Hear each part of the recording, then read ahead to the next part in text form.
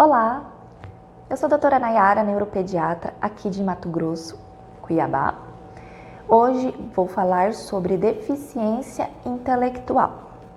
A deficiência intelectual, ela é um transtorno do neurodesenvolvimento. O diagnóstico de deficiência intelectual, ele só é feito depois dos 5 anos de idade. Mas antes disso, deve-se fazer um acompanhamento com o pediatra. Então, por isso, é uma das importâncias do acompanhamento de rotina com o pediatra, porque o pediatra vai avaliar não só a fase do crescimento, mas a questão do desenvolvimento, incluindo do cognitivo. E se caso tiver alguma dúvida, algum atraso ou alguma diferença em comparação com as crianças da mesma idade, tem indicação de encaminhar para o neuropediatra para fazer uma avaliação mais específica.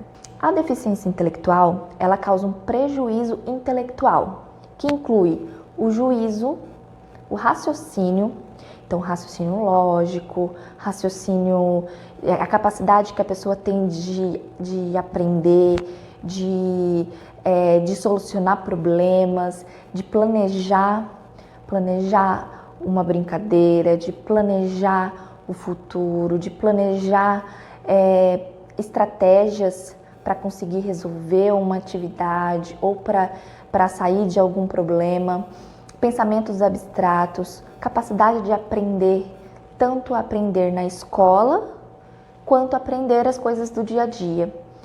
E o aprendizado por experiências. Colocando o dedinho na tomada, ela entende que ali causa machucado. Isso é um tipo de aprendizado por experiência.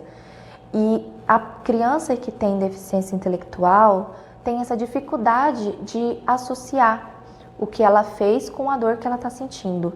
Independente e autônoma, então a gente aprende durante a nossa vida inteira a se tornar independente.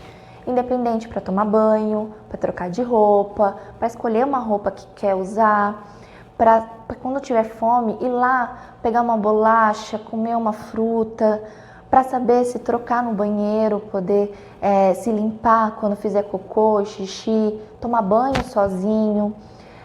Esses tipos de atividades são atividades que a gente cria independência. Existem idades específicas que a gente espera que a criança já tenha essa independência. Quando se percebe que essa criança está tendo muita dificuldade, está sendo muito dependente, precisa de muita ajuda, então tem que se ficar atento. Além disso, da responsabilidade social. Então a gente aprende ao longo da nossa vida a questão social, a questão de direitos, de deveres, como a gente tem que se portar em público, com pessoas diferentes, quando a gente fica perto de algum médico, ou quando a gente fica perto de um padre, ou quando a gente fica perto do presidente, do professor. Nós sabemos nos portar em cada situação. E a criança com deficiência intelectual tem essa dificuldade. Os fatores de risco, que é muito importante os pais terem noção, ocorrem desde o período da gestação. Existe parte causa genética, que tem que se investigar, e tem outras partes que são pelas coisas que ocorrem durante a gestação, parto e logo depois do parto.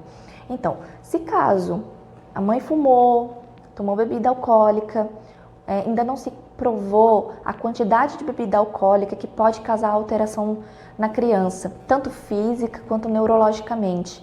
Então, se puder, não beber bebida alcoólica durante a gestação. Fumar também pode auxiliar, principalmente no crescimento da criança. E criança com baixo crescimento, baixo peso ao nascer, aumenta o risco de deficiência intelectual.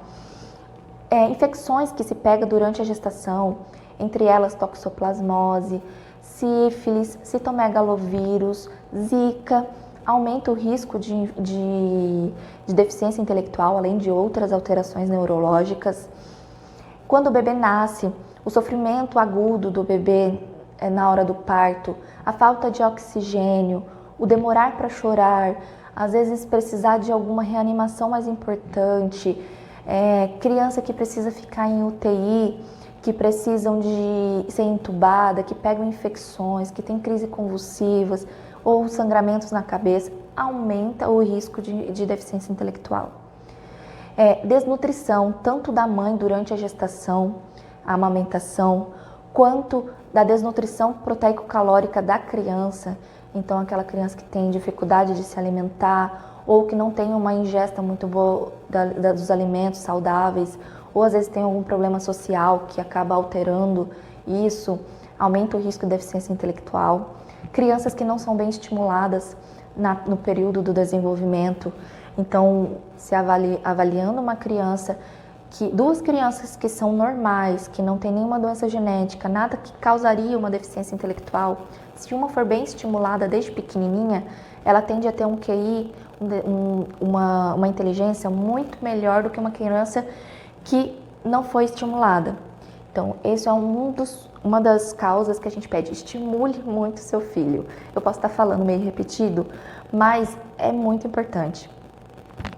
Além disso, existem síndromes genéticas que podem estar associadas com deficiência intelectual, que a gente tem que investigar.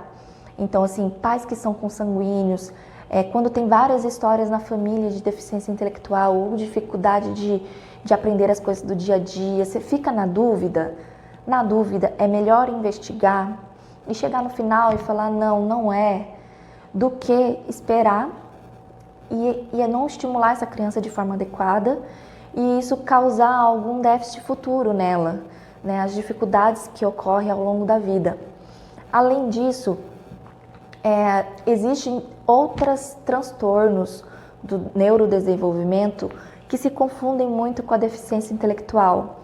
Então, nesse caso, criança que suspeita de deficiência intelectual não necessariamente é uma criança deficiente intelectual. Ela precisa de uma avaliação criteriosa, avaliação física, avaliação cognitiva, avaliação neuropsicológica para confirmação. É um diagnóstico muito, muito intenso, que dá muita preocupação para os pais ao longo da vida, para a família inteira e para o próprio paciente. Espero que vocês gostem desse vídeo, curtam e se inscrevam no canal. O próximo vídeo eu pretendo chamar a neuropsicóloga Carla para falar sobre a avaliação neuropsicológica e a sua importância.